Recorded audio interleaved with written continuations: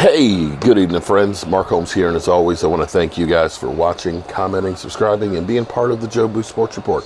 Without you guys, this literally does not work.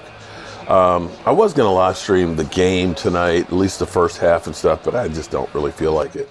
The Tyron Smith situation has just kind of bummed me down and stuff, so I'm just kind of focusing in on our Cowboys. Watching some stuff from Mike Fisher. Apparently he's been, hearing some stuff from different people. And right now, Gronkowski with the big catch right there from Tampa Bay. And even in my own live streams and comments from you guys, fans, I wish I could have time to read every single one of them. But unfortunately, I got to have a day job, and they always tell me, don't quit your day job. So I spend all my time trying to do my day job, paying the bills, and if I got extra money left over, I put it into this because, well, I'm trying to, enjoy my hobby and try and get to be the best that I can be, giving full effort, completely full effort at what I'm doing. And if I'm going to do something, I'm going to do it all the way or not at all. So listening to some of the fans are already like, the season's over, forget about it, it's done, it's out of here, let's just tank for Trevor Lawrence, or let's tank for draft picks. Well, apparently some of the ideas that people have been getting to Mike Fisher was, let's trade Michael Gallup because we got lots of receivers.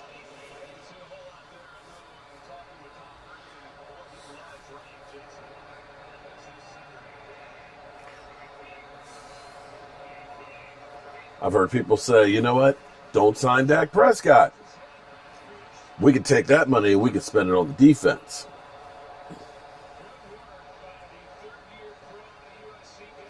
Trade DeMarcus Lawrence. That'll do it. Or trade Zeke. Okay. Let's stop here. Our defense at the moment has more problems than trading Michael Gallup will do. Now, the Eagles, of course, would love to have Michael Gallup right now. They have a desperate need. But how much, honestly, do you think they're going to give up? You think they're going to give up Fletcher Cox? Fletcher Cox for Michael Gallup? And just getting Fletcher Cox, do you think that that's going to make your defense better? I mean, it'll make it better, but I don't know that it's going to turn it around. But then you got to think about the loss that you have of Michael Gallup. Michael Gallup is becoming a really great deep threat. And part of the reason why Michael Gallup is so effective is because of all of the different weapons around him. The one thing we have that works is the wide receiver core. I know we got a lot of it and all that. But even with the shuffle of the offensive line evolving, you still have one of the most explosive offenses in football. And it's because it's death by 1,000 cuts. Because you have to worry about covering Amari Cooper, who's quietly having a great season. People aren't talking much about Amari Cooper, but Amari Cooper's having a great season. Of course, you got CeeDee Lamb, who him and that guy that Philly 500 was talking about, I don't want Justin Jefferson, he's ass. Yeah, well, I'll tell you what, the only thing you see is his ass going down the field because that dude is balling, okay? He's balling. In Philly, you screwed up there. You screwed up by not trying to move up and get CeeDee Lamb, and you screwed up when Justin Jefferson was there right now because you guys could use some receivers. But anyway, the idea of letting Dak Prescott, we'll just let Dak go and not pay a quarterback. We'll just pay Andy Dalton. We'll be okay with Andy Dalton. And, and I'm sure Andy Dalton, if he's going to be starting quarterback, is going to want at least $15 million. So, you say, okay, we got $20 million. So, do you think $20 million is going to fix your defense? Who are you bringing in for $20 million that's going to turn that defense from historically bad to great? Because that's what you're talking about. If you're just letting Dak walk, you're not getting draft picks for him. You're only saving some money. And now that you got a quarterback who's been responsible for 12 touchdowns in 4 games, 3 rushing, 9 passing, and historic passing yardage, You don't think that the quarterback situation is going to drop down a little bit?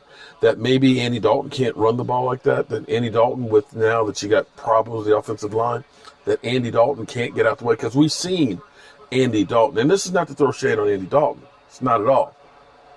Okay, it's not. He's capable backup. He's capable. He could probably start on some teams.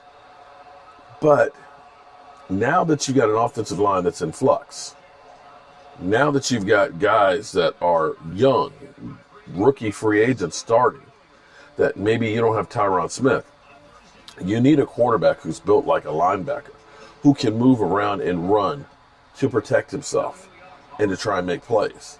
And if your whole idea is we're just going to let him go and we're going to step down a quarterback because then that's not going to work either.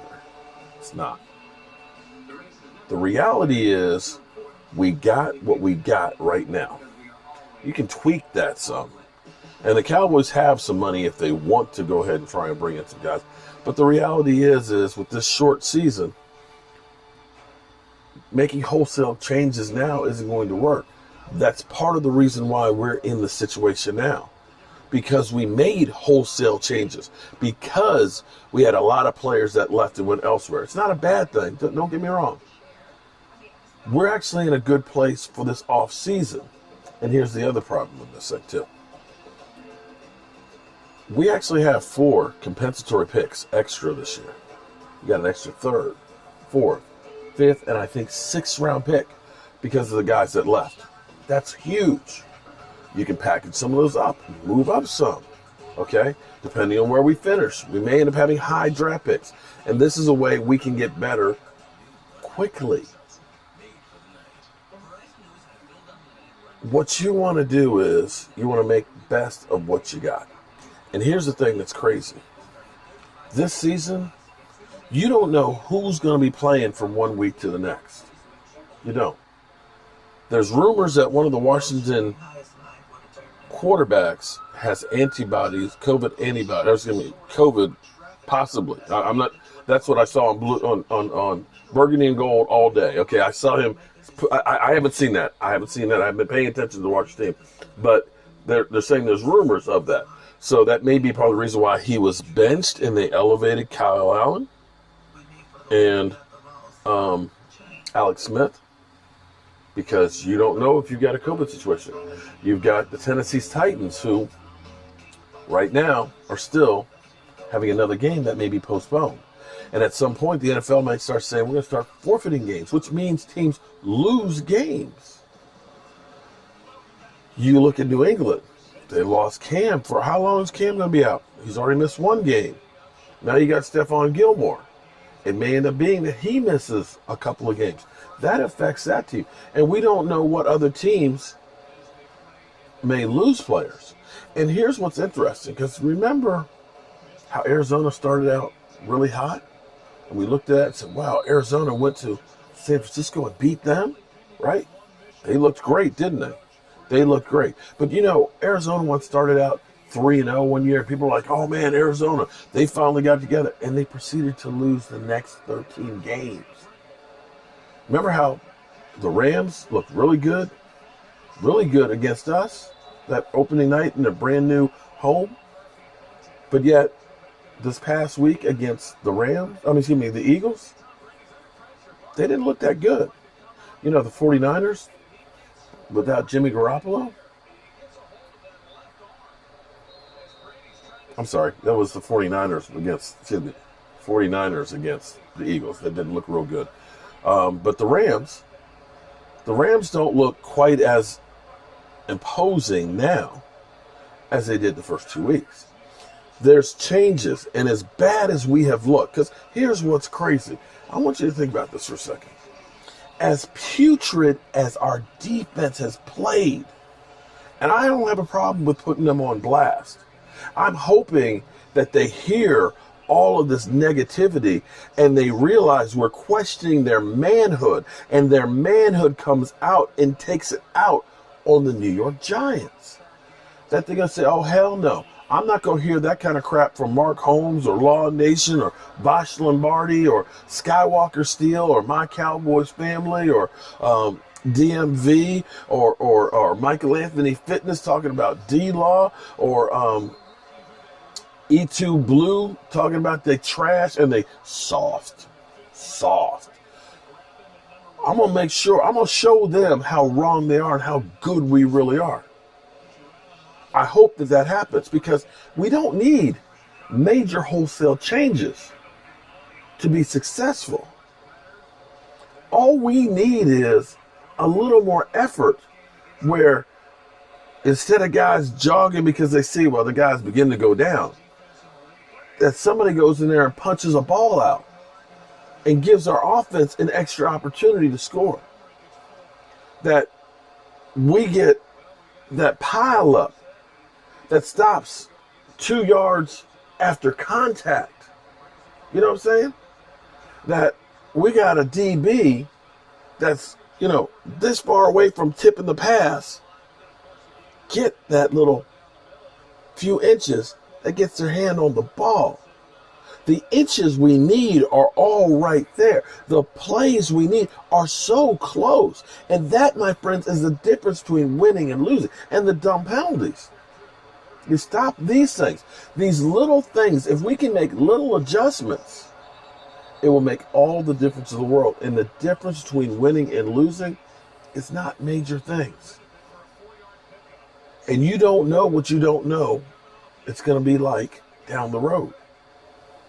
So you can see New England, if they had Cam Newton, they'd probably beat Kansas City. Brian Hoyer was atrocious. You see the 49ers, had they had Jimmy Garoppolo, they beat the Eagles going away, yet the Eagles get a victory. This thing ain't over. And getting rid of players that you have developed yourself for something that you think might be a quick fix, don't see it. I'm sitting here watching the Bears. The Bears went out. They gave up quite a bit to get Khalil Mack. Has that really changed the Bears? No. I've seen the Washington franchise every year try and buy themselves a team. Getting a lot of free agents, some of the biggest free agents out there, winning the offseason every year. Yet, they haven't done anything. Right now, you got what you got. You can tweak it a little bit. You can bring in a Ron Leary maybe to help out on the offensive line. I think would be a great idea. Check him out again, see if he's got something. Even if he doesn't become a starter, at least you have him as a backup who's a guy who's got experience. And hell, at this point, why not try? See if you can get Earl Thomas dirt cheap and see what happens. At this point, are you really worried about ruining the locker room for the defense? That defensive locker room has got to be kind of upset right now. But I'm not ready to give up yet on the season. Not at all. There's too much football left to play. And too many unknowns that will happen. All right, y'all. I'll be back for my fireside chat. But I'm going to go spend some time with my wife. Because, well, you got to take care of home. If you don't take care of home, you definitely can't take your world away. Peace out.